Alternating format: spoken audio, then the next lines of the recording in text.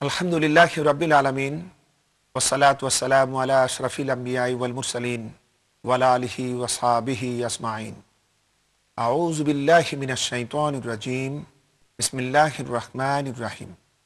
সম্মানিত দর্শক শ্রোতাবৃন্দ, ভাই এবং বোনেরা, আসসালামু আলাইকুম ওয়া রাহমাতুল্লাহি ওয়া বারাকাতুহু। আমরা আল্লাহ রাব্বুল আলামিনের অফুরন্ত মেহেরবানির শুকরিয়া জানাই, যিনি আমাদেরকে প্রতিদিনকার মতো আজও ইসলামিক টিভি কর্তৃক আয়োজিত এই মহাজীবন অনুষ্ঠানে উপস্থিত থাকার সুযোগ করে দিলেন। এজন্য আমরা পড়ি আলহামদুলিল্লাহ। সম্মানিত ভাই এবং বোনেরা, বিগত পর্বে আমরা আপনাদের সামনে আলোচনা করতে গিয়ে বলেছি যে হজরতে উসমান রাদিয়াল্লাহু তাআলা আনহু রাসূল পাক সাল্লাল্লাহু আলাইহি ওয়াসাল্লামের দুইজন কন্যাকেই তিনি বিবাহ করতে পেরেছিলেন। প্রথমে যখন হজরতে রুকাইয়া রাদিয়াল্লাহু তাআলা আনহা ইন্তেকাল করেন, তার একটিমাত্র সন্তান জন্মগ্রহণ করেছিল, যার নাম ছিল আব্দুল্লাহ। তার নাম থেকেই তাকে বলা হতো আবু আব্দুল্লাহ। কিন্তু ভাগ্যের নির্মম পরিহাস, চতুর্থ হিজরিতে এই ছেলে আব্দুল্লাহ দুনিয়া থেকে বিদায় হয়ে যায়। এরপরে এই ছেলের বিদায়ের পূর্বেই, অর্থাৎ তৃতীয় হিজরিতে, যখন রাসূল পাক সাল্লাল্লাহু আলাইহি ওয়াসাল্লামের সেজ মেয়ে উম্মে কুলসুম রাদিয়াল্লাহু তাআলা আনহার সাথে বিবাহ হয়। এরপরে উম্মে কুলসুম রাদিয়াল্লাহু তাআলা আনহা নিঃসন্তান ছিলেন এবং নিঃসন্তান অবস্থায় নবম হিজরিতে তার ইন্তেকাল হয়। এইভাবে যখন দুইটি মেয়েরই ইন্তেকাল হয়ে গেল, রাসূল পাক সাল্লাল্লাহু আলাইহি ওয়াসাল্লামের সন্তানদের মধ্যে তখন হযরতে ফাতিমা রাদিয়াল্লাহু তাআলা আনহার বিবাহ হয়ে গিয়েছে হযরত আলী রাদিয়াল্লাহু তাআলা আনহুর সাথে, এবং আর কোনো মেয়ে নেই বিবাহযোগ্যা। তখন হুজুরে পাক সাল্লাল্লাহু আলাইহি ওয়াসাল্লাম বলেছিলেন, তিনি হযরত উসমান রাদিয়াল্লাহু তাআলা আনহুকে এত ভালোবাসতেন, তিনি তখন বলেছিলেন, আমার যদি আরও কোনো মেয়ে থাকতো তবে আমি তার সাথে হযরত উসমান রাদিয়াল্লাহু তাআলা আনহুর বিবাহ দিতাম। সম্মানিত ভাই এবং বোনেরা, বিগত পর্বের সাথে এই আলোচনাটা দিয়েই আমরা শেষ করছি, এবং আজকে আমরা যে আলোচনা রাখতে চাই তা হচ্ছে হযরত উসমান রাদিয়াল্লাহু তাআলা আনহুর দানশীলতা এবং তার বদান্যতা। সেই বিষয়ক আলোচনা আজকে আমরা পেশ করতে চাচ্ছি। আপনারা দোয়া করুন আল্লাহ রাব্বুল আলামিন যেন সুন্দরভাবে এই কথাগুলি আলোচনা হিসাবে পেশ করার তৌফিক যেন আল্লাহ আমাদেরকে দান করুন।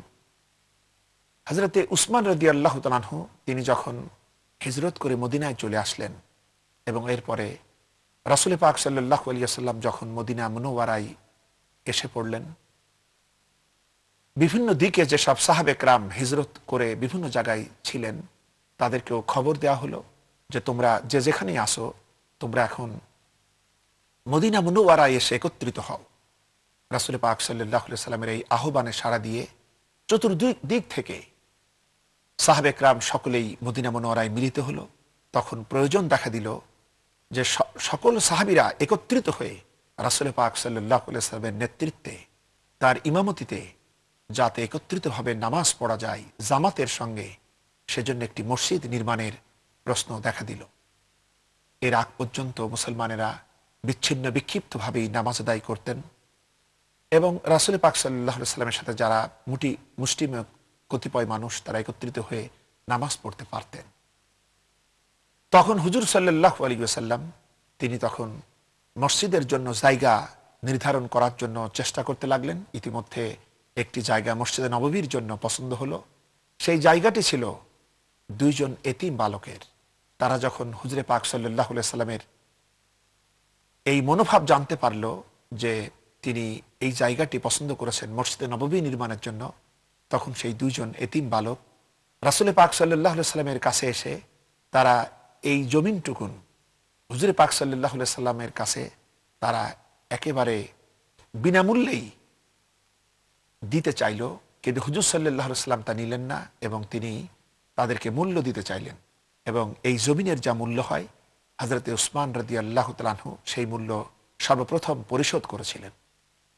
এইভাবে দানশীলতার এক অভিনব যাত্রা হযরতে উসমান রাদিয়াল্লাহু তাআলা আনহু শুরু করলেন, এবং পরবর্তীতে যখন মসজিদে মুসল্লিদের সংখ্যা বৃদ্ধিপ্রাপ্ত হলো, তখন এই মসজিদের চতুর্পার্শ্বে আরও জায়গার প্রয়োজন হলো, এবং হুজুর সাল্লাল্লাহু আলাইহি সাল্লাম এবং তার পরিবার সমূহ এখানে থাকার জন্য প্রয়োজন দেখা দিল, তাহলেই এটা হয় সব থেকে সুবিধা।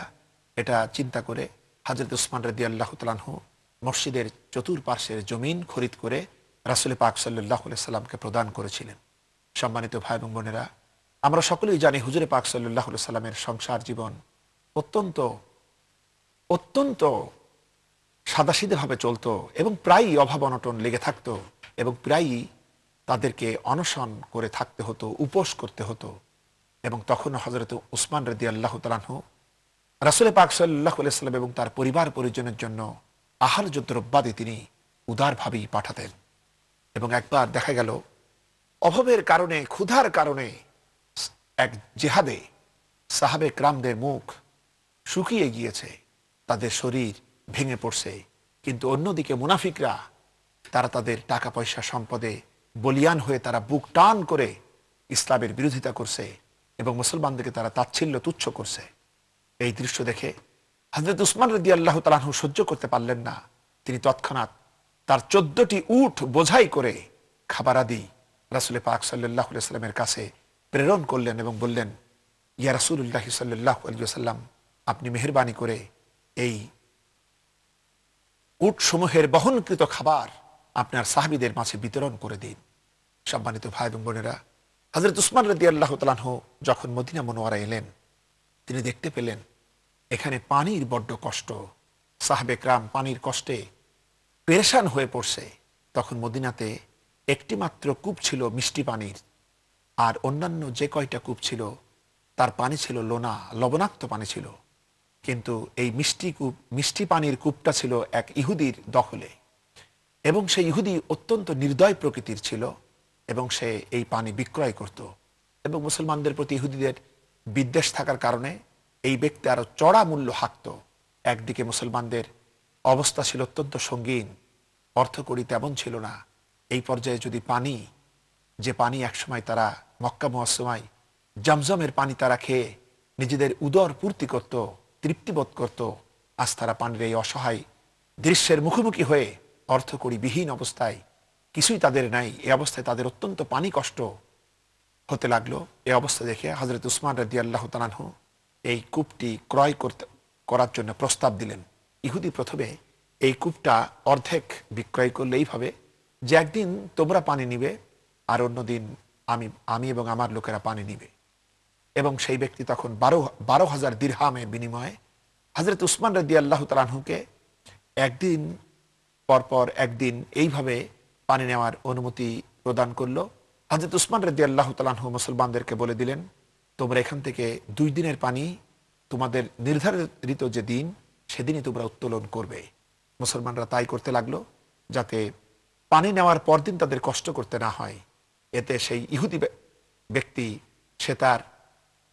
সে যে কৌশল প্রয়োগ করত, যে তারা করত কি, তারাও ওই রকম তাদের নির্ধারিত দিনে তারা অতিরিক্ত পানি নিত, পরের দিন মুসলমানরা কোনো পানি পেত না। যার কারণে যখন মুসলমানদেরকে এই কথা বলা হলো, তখন ইহুদি বুঝতে পারলো আমার জারজুরি ফাঁস হয়ে গিয়েছে। তখন সে বাধ্য হয়ে এই কূপের পরিপূর্ণ সত্ত্ব আবার 8,000 দিরহামে হযরত উসমান রাদিয়াল্লাহু তাআলা আনহুর কাছে বিক্রয় করতে প্রস্তাব পাঠালো। হযরত উসমান রাদিয়াল্লাহু তাআলা আনহু সর্বমোট 20,000 দিরহামে এই কূপ ক্রয় করে মুসলমানদের জন্য ওয়াকফ করে দিলেন। সম্মানিত ভাই এবং বোনেরা, এই কূপটার নাম ছিল বীরে রুমা কূপ। হযরত উসমান রাদিয়াল্লাহু তাআলা আনহুর এই বদান্যতা প্রাপ্ত হয়ে হযরত উসমান রাদিয়াল্লাহু তাআলা আনহু কেবলমাত্র মুহাজিরদের প্রিয়পাত্র হলেন তাই নয়, বরং তিনি মদিনার আনসারী সাহাবীদেরও হৃদয়ের টুকরায় পরিণত হলেন এবং সকলের কাছে তিনি একটি সম্ভ্রম সম্মান পেতে থাকলেন। সম্মানিত ভাই এবং বোনেরা, হযরত উসমান রাদিয়াল্লাহু তাআলা আনহুর বদান্যতার ব্যাপারে, তার দানশীলতার ব্যাপারে আমরা এরকম কথাও শুনতে পাই। একবার বহিরাগত এক ব্যক্তি দূর থেকে এসে হুজুরে পাক সাল্লাল্লাহু আলাইহি ওয়াসাল্লামের কাছে সাহায্য প্রার্থী হয়েছিলেন। হুজুরে পাক সাল্লাল্লাহু আলাইহি ওয়াসাল্লামের কাছে তখন তাকে দেওয়ার মতো তেমন কিছু ছিল না। এরকম পরিস্থিতিতে হুজুরে পাক সাল্লাল্লাহু আলাইহি ওয়াসাল্লাম ওই ব্যক্তিকে বললেন, তুমি এক কাজ করো, তুমি আমার সাহাবী উসমানের কাছে যাও, সেখানে গেলে তিনি তোমাকে দিবেন এবং তুমি তাতে তৃপ্ত হয়ে যাবে।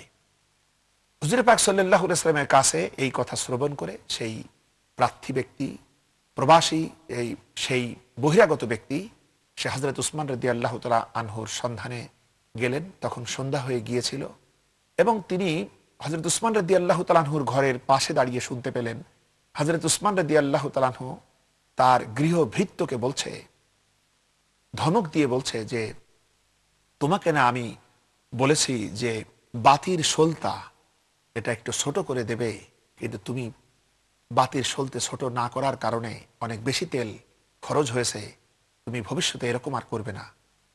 সেই প্রার্থী ব্যক্তি যখন এই কথা শ্রবণ করলো তখন সে ভাবতে লাগলো আমাদের নিজেদের বাড়িতেও তো এরকম বাতি যখন জ্বলে তখন তো অতিরিক্ত তেল যা খরচ হয় এটি নিয়ে তো কই আমরা অভাবী হলেও তো এরকম চিন্তা করি না।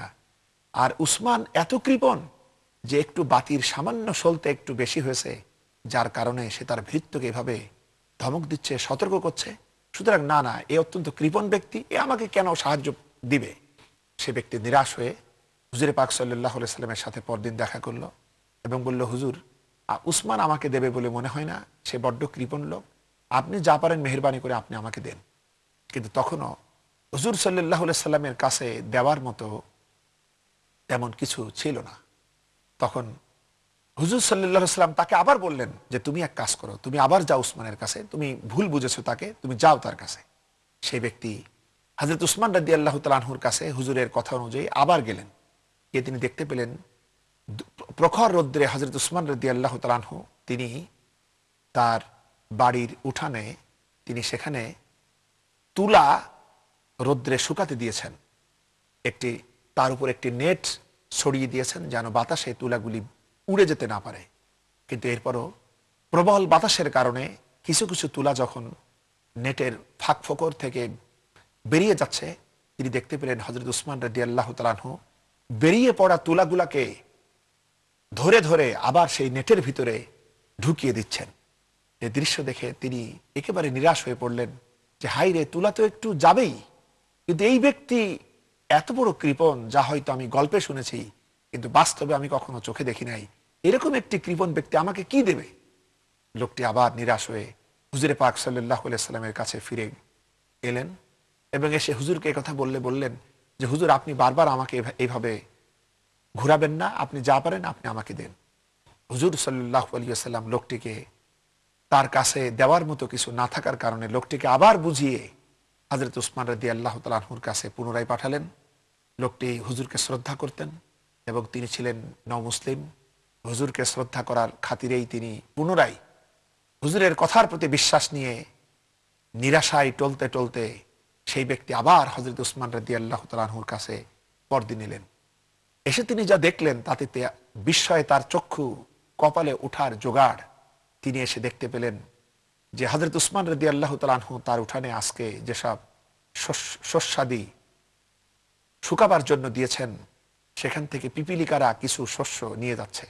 আর হযরত উসমান রাদিয়াল্লাহু তাআলা আনহু সেই পিপিলিকার গমন পথে বসে পিপিলিকাদের মুখ থেকে সেই শস্যকণা নিয়ে নিচ্ছেন, ছড়ায় নিচ্ছেন, আর মাত্র কিছু শস্যকণা পিপিলিকার গর্তের কাছে রেখেছেন। এরকম কাজ দেখে তিনি একেবারেই নিরাশ হয়ে গেলেন যে এই ব্যক্তি আমাকে তেমন কিছু দিতে পারে বলে আমি আর আশা করি না। ইতিমধ্যে হযরত উসমান রাদিয়াল্লাহু তাআলা আনহু হঠাৎ দেখতে পেলেন এই লোকটাকে যে তার দিকে তাকিয়ে আছে। তিনি তখন লোকটির কাছে গেলেন এবং বললেন, ভাই তোমার পরিচয় কি, তুমি কি চাও, তুমি কেন এসছো। লোকটি তখন বলল যে আমি তো আসলে দূরের মানুষ, আমি হুজুরে পাক সাল্লাল্লাহু আলাইহি সাল্লামের কথা অনুযায়ী তিনি আমাকে আপনার কাছে পাঠিয়েছেন কিছু সাহায্যের জন্য, এজন্যই আমি এসেছিলাম। হযরত উসমান রাদিয়াল্লাহু তাআলা আনহু যখন শুনলেন হুজুরে পাক সাল্লাল্লাহু আলাইহি সাল্লাম তাকে তার কাছে পাঠিয়েছে, তখন তিনি একটু চিন্তান্বিত হলেন এবং তিনি বললেন, ঠিক আছে তুমি একটু অপেক্ষা করো, দেখি তোমার জন্য কি করতে পারি। হযরত উসমান রাদিয়াল্লাহু তাআলা আনহু দূর পানে তাকালেন এবং তিনি দূরে কিছু আফসা আধার দেখতে পেলেন। এরপরে তিনি বুঝতে পারলেন তার বাণিজ্য কাফেলা তখন বিদেশ থেকে ফিরে আসছে। তিনি তখন লোকটিকে বললেন যে তুমি একটু অপেক্ষা করো। এ বলে হযরত উসমান রাদিয়াল্লাহু তাআলা আনহু তাকে একটি চিরকুট লিখে দিলেন যে তুমি এই চিরকুটটা নিয়ে ওই কাফেলার কাছে যাও এবং ওখানে দায়িত্বশীল ব্যক্তিকে এই চিরকুটটা দিবে, তাহলে সে তোমার প্রয়োজন মতো তোমাকে সাহায্য করবে। কিন্তু লোকটি সেই চিরকুটটা পড়ে বুঝতে পারলো হযরত উসমান রাদিয়াল্লাহু তাআলা আনহু সেখানে লিখেছেন যে এই ব্যক্তিকে তুমি তোমার কাফেলা থেকে একটি উট তার মাল সামান সহ তাকে প্রদান করো। লোকটি তো একেবারেই বিশ্বাস করতে পারছে না। সে চিন্তা করলো, যে ব্যক্তি সামান্য শস্য দানা পিপিলিকার মুখ থেকে কেড়ে নেয়, যে ব্যক্তি বাতাসের আঘাতে উড়ন্ত তুলাকে ধরে ধরে সে তার নেটের ভিতরে ঢুকায়, যে ব্যক্তি সামান্য সলতে একটু বড় হয়েছে আর এটা নিয়ে যে তার ভৃত্যকে বকাঝকা করে, সেই ব্যক্তি আমাকে এত প্রকাণ্ড উট এবং তার পিঠের উপরে বহনযোগ্য মালামাল সে আমাকে দেবে, তা কি করে হয়? লোকটি তখন নীরবে দাঁড়িয়ে আছে। হযরত উসমান রাদিয়াল্লাহু তাআলা আনহু তাকে তাগাদা দিলেন। এরপরে লোকটা যায় না। তখন লোকটাকে তিনি কৌতূহল বশত জিজ্ঞেস করলেন, কি ব্যাপার, আমি তোমাকে লিখছি, তুমি যাও না কেন? তখন লোকটি সব কথা হযরত উসমান রাদিয়াল্লাহু তাআলা আনহুকে বললেন। হযরত উসমান রাদিয়াল্লাহু তাআলা আনহু তখন শুনে বললেন, দেখো ভাই, তুমি আসলে ভুল বুঝেছ। আসল বিষয় হলো, এই সমস্ত সম্পদের মালিক আমি নই। এই সমস্ত সম্পদ রাজির মালিক হচ্ছেন আল্লাহ রাব্বুল আলামিন, আর আমি হচ্ছি তার একজন আমানতদার খাদিম, তার বান্দা মাত্র। এবং সেই আল্লাহ পাক আমাদেরকে অপচয় করতে নিষেধ করেছেন, কিন্তু তিনি দান করতে উৎসাহিত করেছেন। সুতরাং তুমি বলো, আমি যে কাজগুলা করেছি এগুলো ছিল সব অপচয়ের খাতে। আমি কেমনে এই অপচয়কে বরদাস্ত করতে পারি? কিন্তু ইসলাম আমাদেরকে উদার হতে বলেছেন, দানশীল হতে বলেছেন।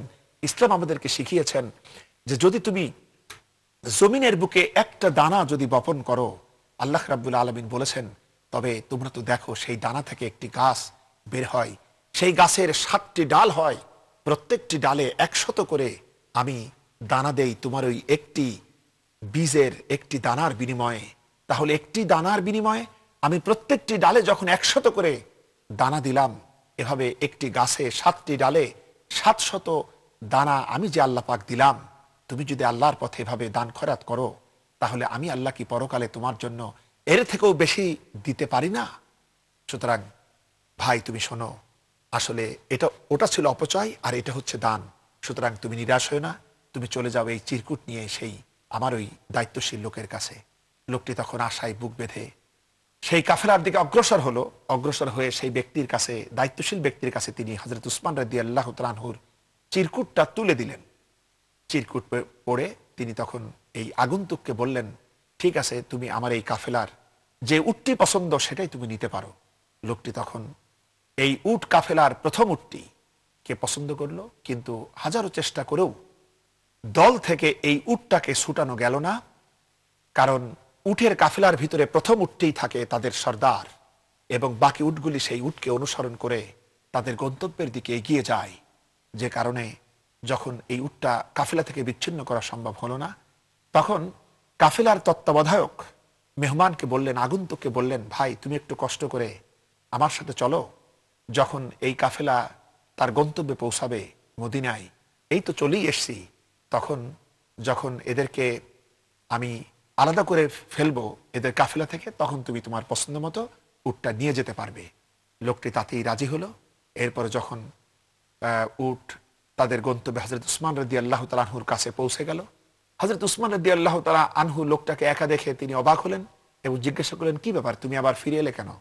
তখন সব শোনার পর হযরত উসমান রাদিয়াল্লাহু তাআলা আনহু ভাবলেন, বোধহয় আল্লাহ পাকের ইচ্ছা যে আমি আমার এই সমগ্র কাফেলাই লোকটাকে দিয়ে দেই, যার কারণে হয়তো তখন আসে নাই। তখন হযরত উসমান রাদিয়াল্লাহু তাআলা আনহু ইতিহাসের যে বিস্ময়কর দৃষ্টান্ত স্থাপন করলেন, তা আসলেই তিনি লোকটিকে এই সমগ্র কাফেলার সব উট তার মাল সামান সহ লোকটিকে প্রদান করে দিলেন। সম্মানিত ভাই এবং বোনেরা, এই ছিল হযরত উসমান জিন্নুর আইন রাদিয়াল্লাহু তাআলা আনহু। তার বদান্যতা, তার উদারতা ছিল এরকম অপরিসীম। আমরা আরো দেখতে পাই হযরত উসমান রাদিয়াল্লাহু তাআলা আনহু তিনি তাবুকের যুদ্ধ যখন ইসলামে শুরু হলো, এই যুদ্ধ ছিল অত্যন্ত গুরুত্বপূর্ণ যুদ্ধ, এবং এই যুদ্ধ ছিল হক এবং বাতিলের অস্তিত্ব রক্ষাকারী যুদ্ধ। এই যুদ্ধে যখন হুজুর সাল্লাল্লাহু আলাইহি সাল্লাম সাহাবীদেরকে আগ্রহী করে তুললেন, তার অভ্যাস ছিল তিনি প্রত্যেকটি যুদ্ধে যখন তিনি যেতেন, সাহাবীদেরকে বলতেন না যে কোন দিকে যাব, কোথায় যাব, তিনি গোপন রাখতেন। কিন্তু এই যুদ্ধে তিনি তার ব্যতিক্রমী দৃষ্টান্ত দেখালেন। তিনি বললেন, এবার যুদ্ধ হবে রোমানদের সাথে, এবং সেই যুদ্ধ তোমাদেরকে যেতে হবে, এবং সেই যুদ্ধ হবে অত্যন্ত মারাত্মক। সুতরাং তোমরা উদার হস্তে এই জিহাদের জন্য দান করো, সর্বোচ্চ দান করো এবং সর্বোচ্চ ত্যাগ স্বীকার করো। এই কথা তিনি বললেন, এবং সাহাবে কেরাম বুঝতে পারলো এই যুদ্ধ হবে বহির্বিশ্বের সঙ্গে। তখন রোমানরা ছিল পৃথিবীর গোটা পৃথিবীর দুইটা শক্তি, একটা হচ্ছে পারস্য আর একটি হচ্ছে রোম। এর ভিতরে একটি শক্তি হচ্ছে রোমান এম্পায়ার। তারা তখন এই শক্তিধর ছিল এবং এই যুদ্ধযাত্রার পূর্বের যে প্রেক্ষাপট, সেই প্রেক্ষাপটের দরুন সাহাবে কেরাম সব তর্কস্থ ছিল এবং তারা সকলের গুরুত্ব বুঝতে পারছিলেন। তা হচ্ছে মক্কা বিজয়ের পূর্বেই রাসূল পাক সাল্লাল্লাহু আলাইহি ওয়াসাল্লাম হুদাইবিয়ার সন্ধির পর তিনি বিভিন্ন দেশে বিদেশে তিনি ইসলামের দাওয়াত দিয়ে তিনি চিঠি প্রেরণ করেছিলেন এবং সেই দাওয়াতের চিঠি নিয়ে রাসূল পাক সাল্লাল্লাহু আলাইহি ওয়াসাল্লামের প্রতিনিধিবর্গ আরব সীমান্তের উত্তর দিকে সিরিয়া সীমান্তের আশেপাশের এলাকায় যেসব রাজা বাদশারা ছিলেন, যারা তখন ছিলেন রোমের অন্তর্ভুক্ত, রোমের কাইসারের অন্তর্ভুক্ত যে সমস্ত রাজা এবং গোত্র প্রধানরা ছিলেন, তাদেরকেও তিনি ইসলামের দাওয়াত পেশ করেছিলেন। তার ভিতরে ছিল বসরার গভর্নর সুরাহবিল, তাকেও তিনি দাওয়াত দিয়েছিলেন। রোমের কাইসারকে দাওয়াত দিয়েছিলেন এবং এখানকার বিভিন্ন গোত্রপতিদেরকে তিনি দাওয়াত দিয়েছিলেন। কিন্তু দুর্ভাগ্যজনক সত্য হচ্ছে এই যে রাসূল পাক সাল্লাল্লাহু আলাইহি ওয়াসাল্লামের যে প্রতিনিধি এখানে এসেছিলেন সিরিয়া সীমান্তে, তাদের 15 জনকে তারা হত্যা করেছিল এবং তাদের প্রধান যিনি ছিলেন তিনি কোন ক্রমে নিজের জীবনটা নিয়ে মদিনায় ফিরতে পেরেছিলেন। অপরদিকে তিনি বসরার শাসনকর্তা সুরাহবিলের কাছে যে প্রতিনিধি প্রেরণ করেছিলেন দাওয়াত দিয়ে, রাসূল পাক সাল্লাল্লাহু আলাইহি ওয়াসাল্লামের এই দূতকে সুরাহবিল হত্যা করেছিল। যে কারণে সমগ্র আন্তর্জাতিক নীতিতে দীর্ঘকাল থেকেই এটাই রয়েছে, দূত হত্যা হচ্ছে অন্যায়, জঘন্যতম অন্যায়। সেজন্য এটা ছিল একটা সমস্যা। অপরদিকে ইসলামের ভিতরে যে সমস্ত মুনাফিকরা বাস করত, তারাও নানাভাবে ইসলাম এবং রাসূল পাক সাল্লাল্লাহু আলাইহি ওয়াসাল্লাম এবং মুসলমানদেরকে নানাভাবে তারা হয়রান পেরেশান করে তুলছিল এবং রোমের বাদশাকে বারবার তাদের প্রতিনিধির মাধ্যমে মদিনা আক্রমণের জন্য তারা উদ্বুদ্ধ করছিল। একদিকে ভিতরের শত্রু, অপরদিকে বাইরের শত্রু। এরকম অবস্থায় যখন এরকম পরিস্থিতির মোকাবেলা করার জন্য হুজুর পাক সাল্লাল্লাহু আলাইহি ওয়াসাল্লাম মক্কা বিজয়ের পূর্বেই 8ম হিজরিতে জমাদিউল আউয়াল মাসে তিনি মাত্র 3000 সৈন্যের একটি বাহিনী সিরিয়া সীমান্তে তিনি প্রেরণ করেছিলেন, যে তাদেরকে প্রতিরোধ করার জন্য, যাতে তাদের ভিতরে একটি ভীতি সৃষ্টি হয় এবং তারা যেন খামোখা ইসলামের সীমান্তে মুসলমানদের উপরে যেন অত্যাচার অবিচার তারা যেন না করে। এই বাহিনী যখন প্রেরণ করেছিলেন, তখনই এই বাহিনীর কাছে খবর এলো যে সুরাহবিল এটা জানতে পেরে সে 1 লক্ষ সৈন্য নিয়ে আক্রমণ করার জন্য ছুটে আসছে। অপরদিকে রোমের সম্রাট কাইসার তখন হিমসে উপস্থিত হয়েছে এবং সেও তার ভাই থিওডরের তত্ত্বাবধানে 1 লক্ষ বাহিনীকে মুসলমানদের মোকাবেলায় প্রেরণ করার জন্য ছুটে আসছে। কিন্তু আল্লাহ পাকের প্রতি পরম বিশ্বাসে, পরম নির্ভরতায় এই 3000 সৈন্যের এই ক্ষুদ্র বাহিনী, এই ক্ষুদ্র কাফেলা এই সংবাদে ভয় পায় নাই, বরং তারা ক্রমাগত অগ্রসর হতেই থাকলো। রাসূল পাক সাল্লাল্লাহু আলাইহি ওয়াসাল্লাম খবর পেয়েছিলেন এবং এই সাহাবীদের সাথে সুরাহবিলের বাহিনী মুতার প্রান্তরে সর্বপ্রথম মুখোমুখি হলো এবং এখানেই ইতিহাসের সেই অনুপম অনন্য দৃষ্টান্তহীন যুদ্ধ হলো, যে একদিকে ছিল 1 লক্ষ রোমান সৈন্য, অপরদিকে ছিল মাত্র 3000 জীবন উৎসর্গকারী পরকালে বিশ্বাসী সাহাবে কেরাম। এবং এই যুদ্ধ এত মারাত্মক হলো, 1:33 এই পার্থক্য, তারপরও কাফেররা জয়যুক্ত হতে পারে নাই। বরং 1 লক্ষ সেনাবাহিনীর প্রধান যিনি ছিলেন তার নাম ছিল ফারওয়া। এই ফারওয়া ইবনু জুলজামি, সে মুসলমানদের শৌর্য বীরত্ব দেখে অবাক হয়ে এই ময়দানে দাঁড়িয়েই সে ব্যক্তি ঘোষণা দিয়েছিল, লা ইলাহা ইল্লাল্লাহু মুহাম্মাদুর রাসূলুল্লাহ। ফারওয়া ইবনে আমর আল জুজামি এর ইসলাম গ্রহণের খবর যখন কাইসারের রোমের কাছে পৌঁছে গেল, তখন রোম সম্রাট অত্যন্ত ক্রুদ্ধ হয়ে তাকে রোমে তলব করা হলো এবং তার সামনে 2টি প্রস্তাব পেশ করা হলো, যে তুমি যদি ইসলাম গ্রহণকে প্রত্যাহার করো, তাহলে আবার তোমাকে আমরা আমাদের সেনানায়ক হিসেবে রাখবো এবং তোমাকে পুরস্কৃত করব। কিন্তু যদি এই একটি পথ আর এর বিপরীত আরেকটি পথ, সেটা হচ্ছে এটা যদি তুমি না করো তাহলে তুমি ইসলামের উপরে থাকবে, কিন্তু ইসলামের উপরে থাকলে তোমার পরিণতি হচ্ছে আমরা তোমাকে মৃত্যুদণ্ড দিব। ফারওয়া ইবনে আমর আল জুজামি একদিকে দুনিয়ার বিশাল সমৃদ্ধি, অপরদিকে পরকালের আহ্বান, এর মধ্য থেকে তিনি ইসলামকেই বেছে নিলেন এবং তিনি ইসলামের উপর অটল থাকলেন, যার কারণে তাকে নির্মমভাবে শহীদ করা হয়েছিল।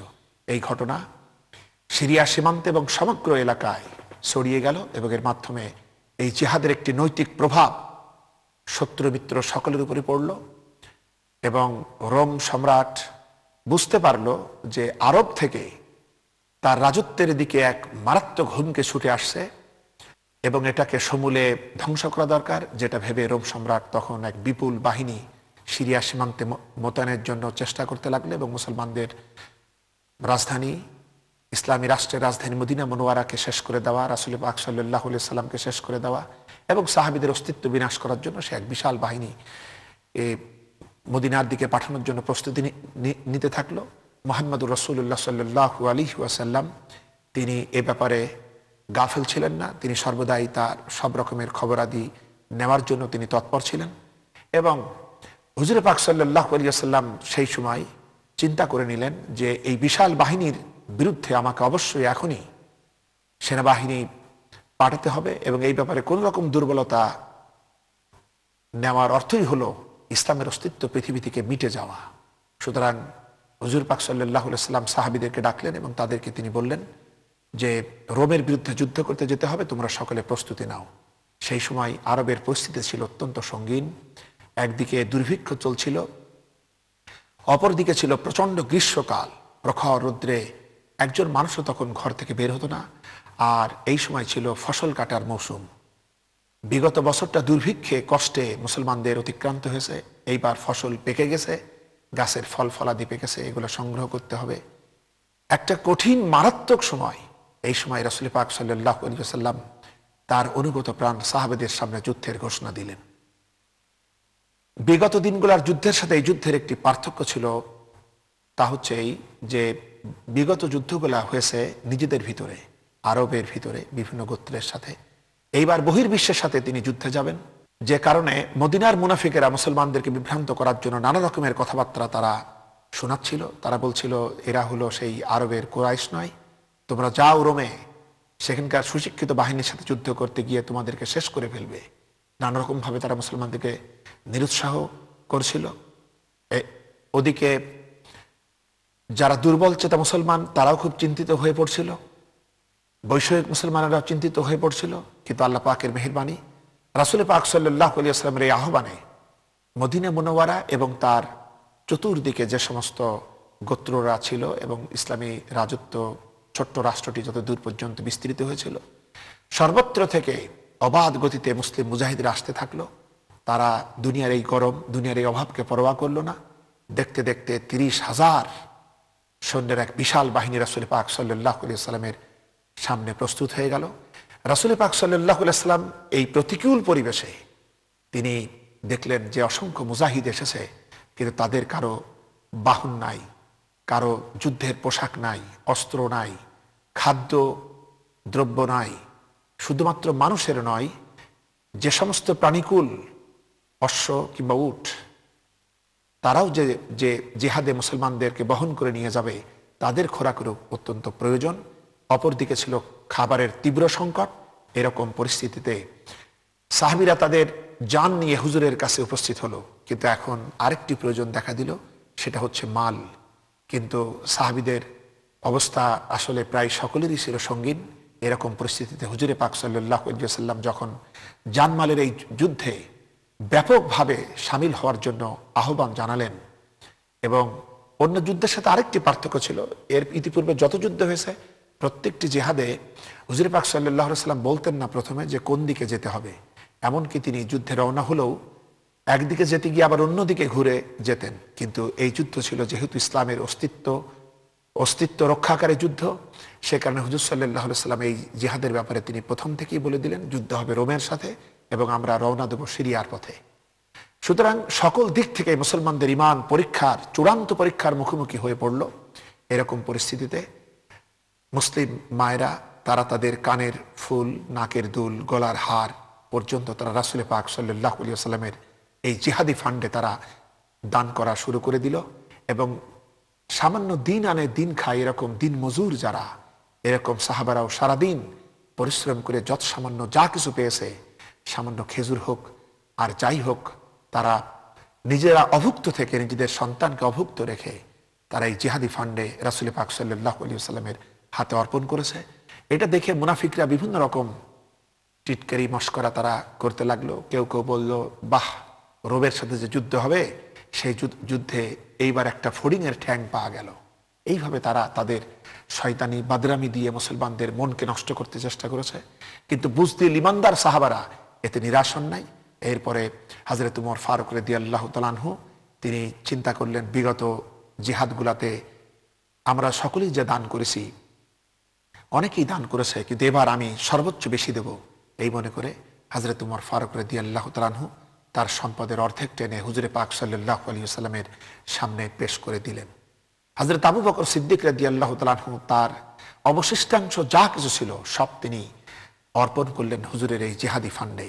কিন্তু সকলে স্বতঃস্ফূর্তভাবে দিতে থাকলেও এর পরিমাণ ছিল আসলেই যৎসামান্য। কারণ ইসলামের জন্য সেই প্রাথমিক সময় থেকে শুরু করে দিতে দিতে সাহাবে کرام সব সর্বশান্ত হয়ে পড়েছিলেন।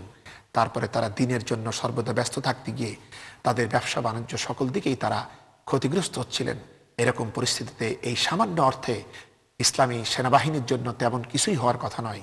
এরকম পরিস্থিতিতে আল্লাহ পাকের মেহেরবানিতে হযরত উসমান রাদিয়াল্লাহু তাআলা আনহু তিনি উপস্থিত হলেন এবং উপস্থিত হয়ে হুজুরে পাক সাল্লাল্লাহু আলাইহি সাল্লামের কথা এবং তার চেহারার দিকে তাকিয়ে কথা শুনে তিনি সব বুঝতে পারলেন এবং তিনি হুজুরে পাক সাল্লাল্লাহু আলাইহি ওয়াসাল্লামের কোলের উপরে 1000 স্বর্ণ মুদ্রা তিনি ঢেলে দিলেন।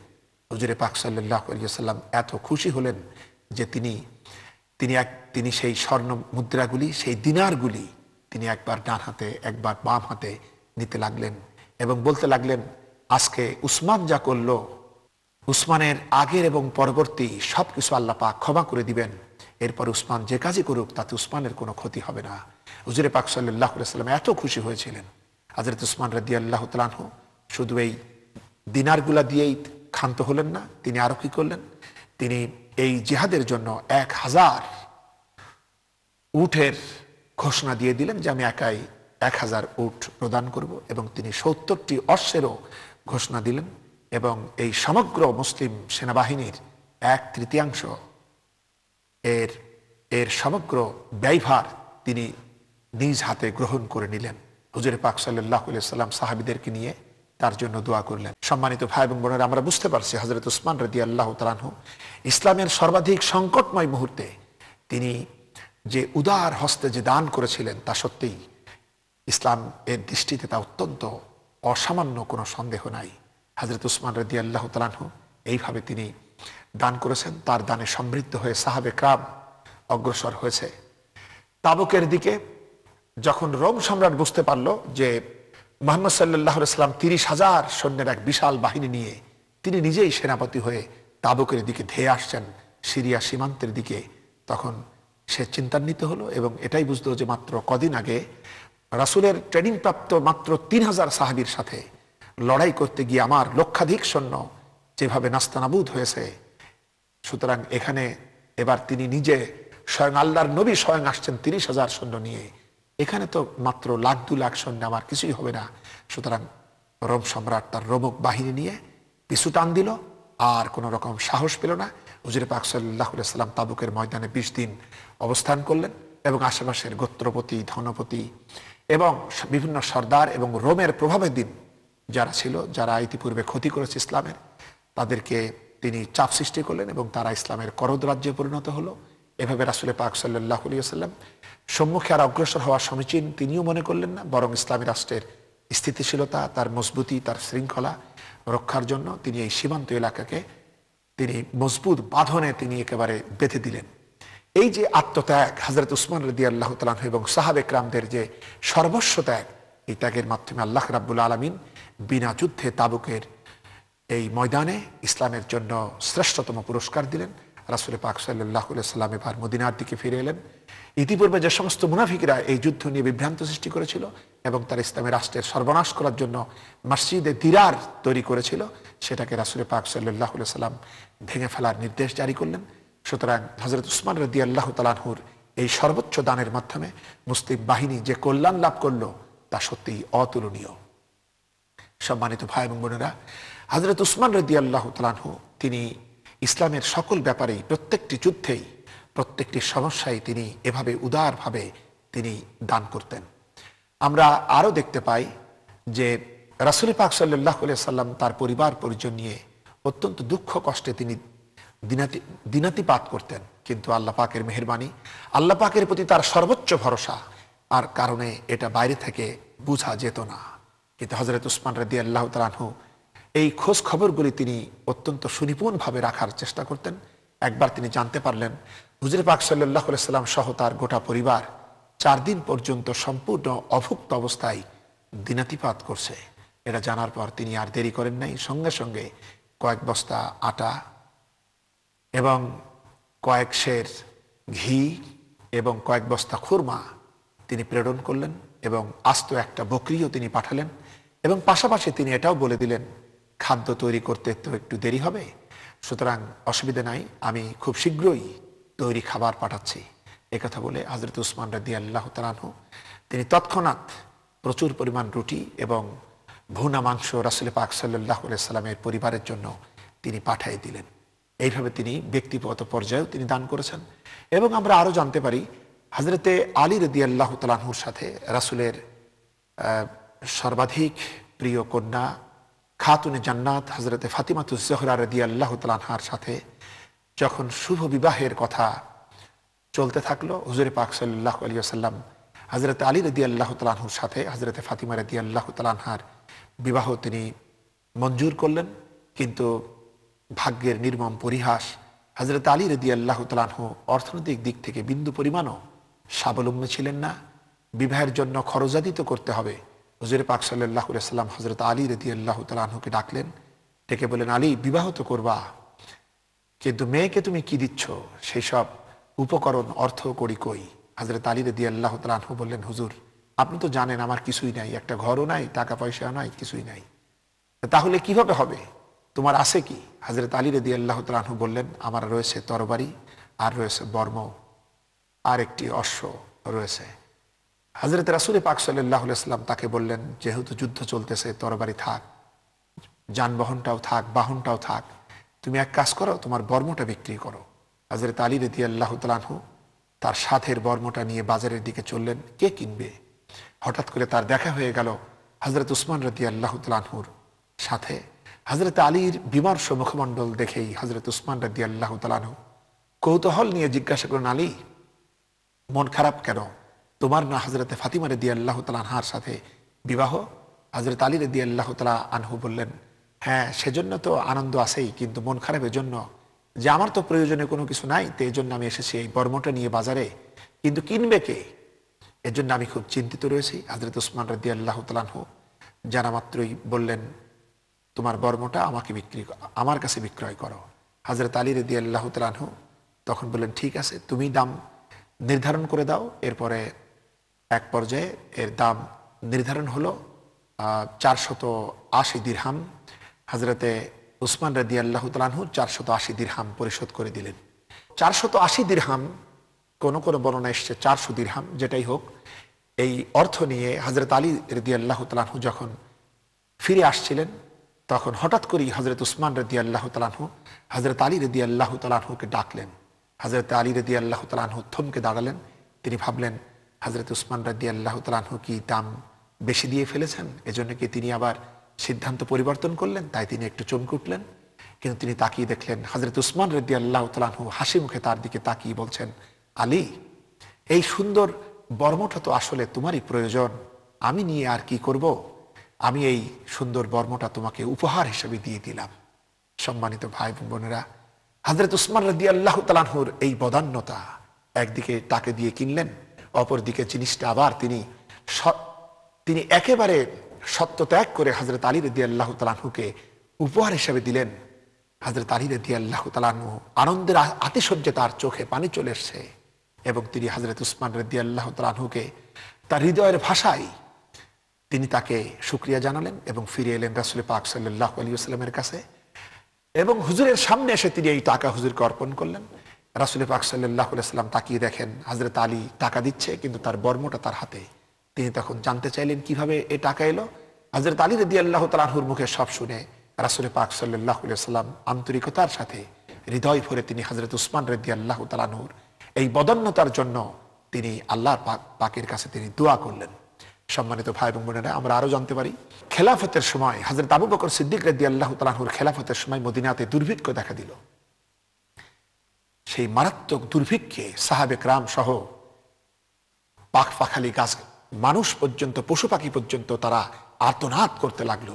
এরকম পরিস্থিতিতে সিরিয়া থেকে সহস্র উট বোঝাই ভাবে মালামাল নিয়ে, ব্যবসার উপকরণ নিয়ে হযরত উসমান রাদিয়াল্লাহু তাআলা আনহুর এই উটের কাফেলা মদিনাতে ফিরে এলো। সঙ্গে সঙ্গে বিভিন্ন ব্যবসায়ীদের ভিতরে চাঞ্চল্য শুরু হলো। তারা সকলে ছুটে এলো যে উসমান রাদিয়াল্লাহু তাআলা আনহু, আপনি আমাদের কাছে এই মাল বিক্রয় করেন, আমরা আপনাকে লাভ দেব। হযরত উসমান রাদিয়াল্লাহু তাআলা আনহু প্রশ্ন করলেন, কত লাভ দিবে? তারা বলল, 10 টাকায় 12 টাকা, এই হারে আমরা আপনাকে দিব। হযরত উসমান রাদিয়াল্লাহু তাআলা আনহু বললেন, ব্যবসায়ীরা, আমি তো এর থেকেও একজনের থেকে বেশি লাভ পাচ্ছি। তখন তারা দাম বৃদ্ধি করলো, দাম বৃদ্ধি করে বলল, আমরা আপনাকে 100-তে 15 দেব। হযরত উসমান রাদিয়াল্লাহু তাআলা আনহু বললেন, না, কিন্তু আমি তো আরো অনেক বেশি পাচ্ছি। তখন ব্যবসায়ীরা পাল্টা প্রশ্ন করলেন, কে সেই ব্যবসায়ী, কে সেই ব্যক্তি যে আপনার কাছে এত বেশি লাভ দিচ্ছে? আপনি কত পাচ্ছেন? আমরাই তো মদিনার ব্যবসায়ী, আপনার কাছ থেকে কে কিনছে এবং তিনি আপনাকে কত দিবেন? হযরত উসমান রাদিয়াল্লাহু তাআলা আনহু বললেন, তিনি আমাকে 1 টাকায় 10 টাকা দিবেন। ব্যবসায়ী বলল, আমাদের পক্ষে এটা সম্ভব নয়। হযরত উসমান রাদিয়াল্লাহু তাআলা আনহু বললেন, ব্যবসায়ীরা, তোমরা সাক্ষী থাকো, আমি আমার এই সহস্র উটের উপরে যত মাল আমি বহন করে নিয়ে এসেছি, সব মদিনার দুর্ভিক্ষ পীড়িত মানুষের জন্য আমি আল্লাহর ওয়াস্তে দান করে দিলাম। সম্মানিত ভাই এবং বোনেরা, হযরত উসমান রাদিয়াল্লাহু তাআলা আনহু রাসূল পাক সাল্লাল্লাহু আলাইহি ওয়াসাল্লাম থেকে এই হাদিস শ্রবণ করেছিলেন। হুজুর পাক সাল্লাল্লাহু আলাইহি ওয়াসাল্লাম বলেছিলেন, বনি আদমের নেক আমল 10 থেকে 700 গুণ পর্যন্ত বর্ধিত হয়। সুতরাং হযরত উসমান রাদিয়াল্লাহু তাআলা আনহু তিনি এই ন্যূনতম 10কেই তিনি নিজের বিনয়ের জন্য তিনি 10কেই নির্ধারণ করে বলেছিলেন যে 1-এ তিনি 10 দিবেন। কতখানি ঈমান আমরা চিন্তা করতে পারি। হযরত উসমান রাদিয়াল্লাহু তাআলা আনহু তার এই দানে, তার এই মহত্বে গোটা মদিনায় তার সুনাম সুখ্যাতি প্রচুর রূপে ছড়িয়ে গেল। সকলে তার জন্য দোয়া করলো। অপরদিকে রাতের আধার যখন ঘনিয়ে এলো, হযরতে আব্দুল্লাহ বিন আব্বাস রাদিয়াল্লাহু তাআলা আনহু ঘুমিয়ে স্বপ্ন দেখছেন রাসূল পাক সাল্লাল্লাহু আলাইহি ওয়াসাল্লাম একটি সুন্দর অশ্বে আরোহণ করে তিনি ছুটে চলছেন। হযরত আব্দুল্লাহ বিন আব্বাস রাদিয়াল্লাহু তাআলা আনহু তিনি দ্রুত বেগে অগ্রসর হয়ে হুজুর পাক সাল্লাল্লাহু আলাইহি ওয়াসাল্লামের সামনে গিয়ে দাঁড়িয়ে কাতরভাবে বলতে লাগলেন, ইয়া রাসূলুল্লাহি, ইয়া হাবিবাল্লাহ সাল্লাল্লাহু আলাইহি ওয়াসাল্লাম, আমি বহুদিন থেকে আপনার সাথে সাক্ষাতের জন্য পেরেশান নিয়ে আছি, আপনি মেহেরবানি করে একটু কি দাঁড়াবেন? হুজুর পাক সাল্লাল্লাহু আলাইহি ওয়াসাল্লাম বললেন, ইবনে আব্বাস, আজকে রয়েছে আমার অনেক তাড়া। হযরতে উসমান, তুমি কি জানো না যে আমার উসমান রাদিয়াল্লাহু তাআলা আনহু সে মদিনাবাসীর জন্য সহস্র উট ভরা মালামাল দান করেছে, তার দান আল্লাহ পাক কবুল করে নিয়েছেন। সেই দানে মহান রব্বুল আলামিন এত খুশি হয়েছেন যে তিনি হযরত উসমান রাদিয়াল্লাহু তাআলা আনহুর জন্য জান্নাতি এক হুরের সাথে জান্নাতে তার বিবাহের আয়োজন করেছে। আমি সেই মজলিসে, সেই অনুষ্ঠানে উপস্থিত হতে চাই, সেজন্য আমি ছুটে যাচ্ছি। সম্মানিত ভাই এবং বোনেরা, হযরত উসমান রাদিয়াল্লাহু তাআলা আনহুর এই আন্তরিক দান, এই উদারতা আল্লাহ রাব্বুল আলামিন কবুল করে নিয়েছিলেন, যার কারণে সকলেই তাকে সম্মানের সাথে গনি উপাধি দিয়েছিল। রাসূল পাক সাল্লাল্লাহু আলাইহি ওয়াসাল্লাম নিজেই দিয়েছিলেন এবং সাহাবে কেরাম তাকে বলেছিলেন, যার জন্য আজও আবহমান কাল ধরে এবং কিয়ামত পর্যন্ত সকলেই তার নাম উচ্চারণ করতে গিয়ে বলে, হযরতে উসমান গনি রাদিয়াল্লাহু তাআলা আনহু। সম্মানিত ভাই এবং বোনেরা, হযরত উসমান রাদিয়াল্লাহু তাআলা আনহুর আরো অভ্যাস ছিল, তিনি প্রতি জুমার দিন একটি করে গোলাম তিনি আল্লাহর পথে আজাদ করে দিতেন। কোন জুমায় যদি তিনি তা না পারতেন, তবে পরবর্তী জুমায় তিনি 2 জন করে দান আল্লাহর পথে আজাদ করে দিতেন আল্লাহর সন্তুষ্টির জন্য। সম্মানিত ভাই এবং বোনেরা, আর আমরা কি এখান থেকে শিক্ষা নিতে পারি? আল্লাহ রাব্বুল আলামিন আমাদেরকেও যা কিছু দিয়েছেন, আমরা যেন দ্বীনের পথে, মানবতার কল্যাণার্থে, ইসলামের কল্যাণার্থে আমরা যেন আমাদের সামর্থ্য অনুযায়ী আল্লাহর পথে ব্যয় করি। আল্লাহ পাক আমাদেরকে হেদায়েত করুন। আমরা সকলেই পড়ি আমিন। আখির দাওয়ানা আলহামদুলিল্লাহি রাব্বিল আলামিন। আসসালামু আলাইকুম ওয়া রাহমাতুল্লাহি ওয়া বারাকাতুহু।